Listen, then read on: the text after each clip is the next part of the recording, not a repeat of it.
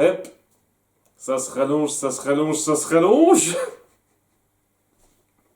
Il y a presque rien qui est mis en avant, à part dans les dernières minutes dans cet épisode, et on aurait pu sauter tout ce qui se passe, résumer ça en une minute, mais une fois de plus, on aime bien étaler la chose, donc ce qui se passe, c'est que déjà rapidement, on montre que Hector commence à utiliser son marteau pour créer des monstres à partir des cadavres. Et ouais, on essaye d'être un petit peu dégueu parce qu'il doit sortir une flèche de l'œil de quelqu'un. Regardez, on est un petit peu gore. Tandis que, ouais, il y a Lénore qui l'observe et qui trouve ça répugnant.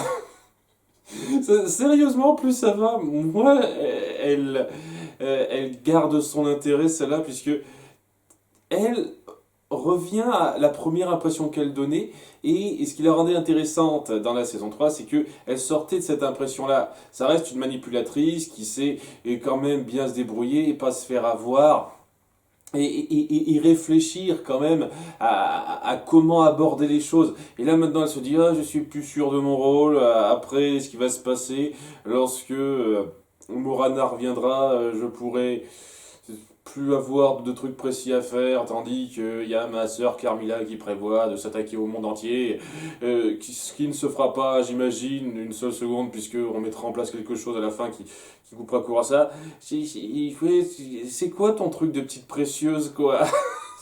Sérieusement, qu'est-ce que j'en ai à foutre? C'est quoi ce personnage sans intérêt? Mais bon, on essaye à nouveau d'appuyer qu'elle s'est adoucie face à Hector, tout ça, ils discutent. Je sens que ça va pas très loin ce truc-là en fait. C'est en toute sincérité, donc oui, j'en pense pas grand-chose, quoi. Ça me fait pas du tout réagir plus que ça. Tandis que, oui, le morceau principal de cet épisode, c'est ben, le voyage du village jusqu'au château de Dracula avec donc Alucard, Greta, Saint-Germain et les autres villageois. Et c'est juste ça en fait.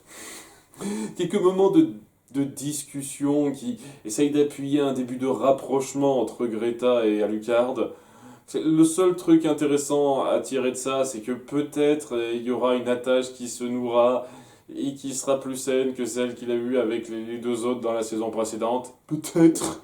Je sais pas, j'ai du mal à y croire. J'ai le sentiment que ça va être coupé court par rapport au plan de Saint-Germain.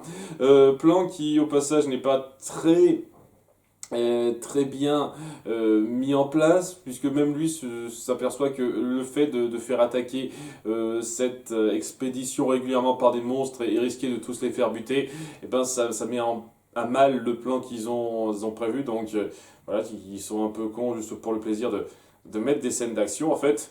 Voilà, regardez des monstres différents les attaques par bribes, et puis on montre un petit peu d'action cool. Pas la meilleure action qu'on a eue dans cette série, mais voilà, c'est plus ou moins ça, quoi. C'est du bon remplissage d'action cool et quelques petites discussions entre Greta et Alucard. Qui passe, ça va, ça va. Ça raconte pas grand chose, quoi. Et ça aurait pu se faire en une minute. Vous auriez juste pu dire, ben, ils ont voyagé du point A au point B et on y est. Ils auraient même pu se poser des questions. C'est bizarre que les monstres ne nous aient pas attaqué plus que ça. Je m'attendais à pire ou quoi que ce soit. Mais non, on essaye d'appuyer que c'est quelque chose de récurrent, qu'il y a la peur constante de la part des villageois, cette espèce de ras-le-bol, tout ça, tout ça. On essaye d'instaurer quand même psychologiquement quelque chose qui n'est pas anodin. Nous sommes d'accord, hein, je dis pas une seule seconde que c'est nul ce qui se passe, mais voilà, quoi, c'est un peu forcé juste pour ça, alors que, narrativement parlant, on aurait pu couper court à beaucoup de ces trucs-là. Donc ouais, c'est le gros morceau. Sinon, il y a un truc plutôt intéressant qui se passe à la fin autour de Sypha et Trevor, une fois de plus, c'est la partie la plus intéressante de cette saison 4 pour moi. Ou déjà, ce qu'a lancé Trevor la nuit précédente, ils n'y ont pas réfléchi plus que ça.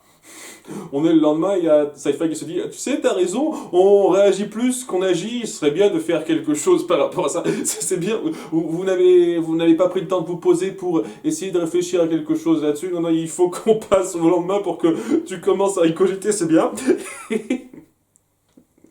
Le truc le plus important, c'est qu'elle se rend compte à quel point ils ne sont pas organisés, les gens du coin, c'est-à-dire ils préparent leur latrine au mauvais endroit, ils sont mal gérés, mal coordonnés par Zamfir et ses soldats, et c'est là qu'elle se met en avant pour dire, écoutez, arrêtez de faire n'importe quoi.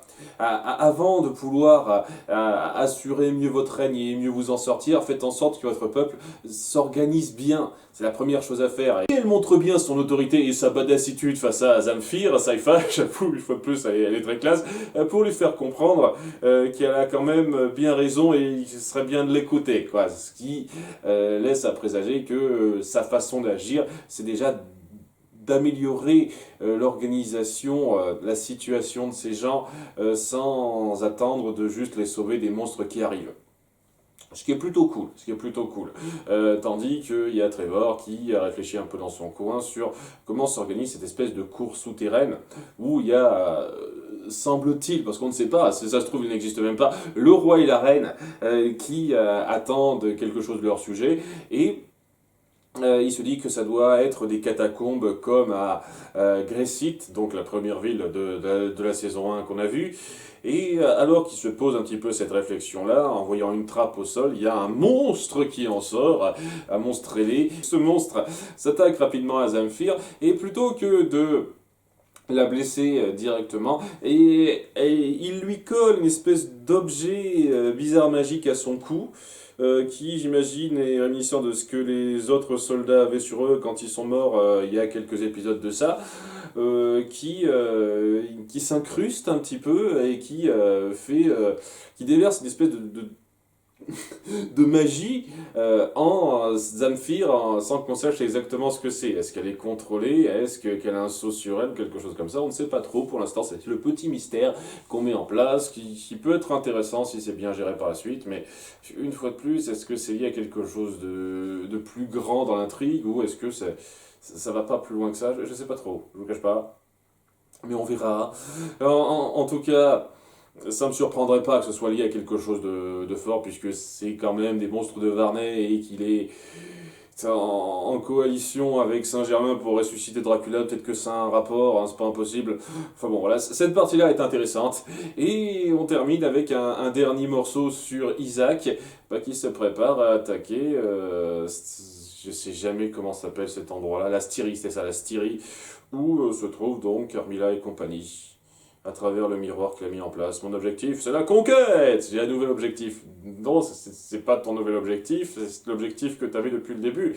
Certes, t'avais un peu la vengeance en tête plus que la conquête, mais tu repars sur le même point de vue, c'est-à-dire tu vas t'attaquer à Carmilla pour détruire tout le monde, quoi. Et c'est un peu le truc qui me gêne un peu par rapport au temps qu'on lui a alloué il y a 2 épisodes de ça, si je ne m'abuse, où on le voit se poser, réfléchir à leur situation, leur rôle dans l'univers, tout ça. Là, maintenant, il se dit, oui, on part sur le plan initial, c'est-à-dire on s'attaque à Carmilla, comme il avait prévu de le faire depuis le début.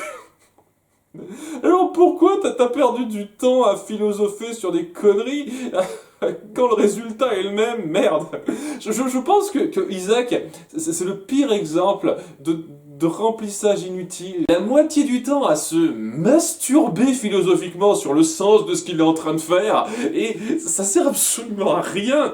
Faut arrêter de nous faire croire que c'est ultra profond la psychologie du personnage, merde. C'est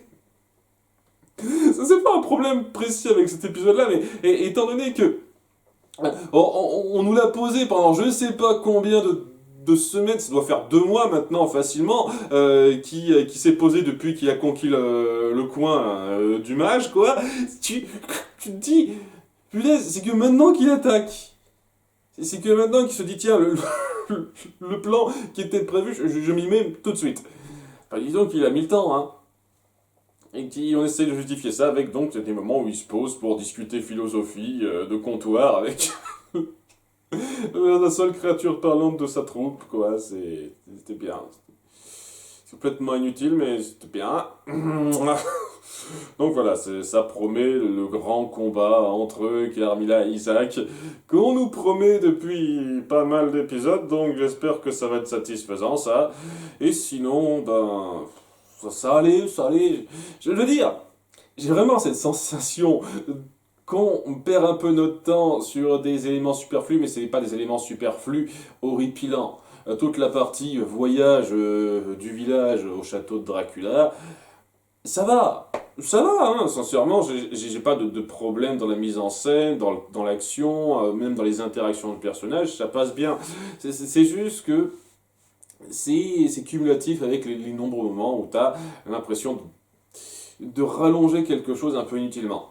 Donc, oui, ça passe quand même. C'était un moment tout à fait satisfaisant dans l'absolu. Et la partie sur Trevor et Sci-Fi était bonne. Même, dans un sens, si je vois ça indépendamment de ce qu'on a un petit peu rallongé autour d'Isaac, le moment où il s'apprête à attaquer le château de Carmilla, c'est plutôt fort. Puis même l'interaction entre Hector et Eleanor se casse pas des briques, c'est pas non plus ennuyeux à fond, quoi. Ça va, cet épisode qui passe correctement, mais voilà, ça continue cette sensation de s'étendre un petit peu pour pas grand-chose. Que ça aurait pu être plus fort si ça avait été plus rapide. En tout cas, l'épisode suivant promet du pâté puisque ça va être un grand conflit et je suis impatient de voir ça. À bientôt pour l'épisode 6. Bye!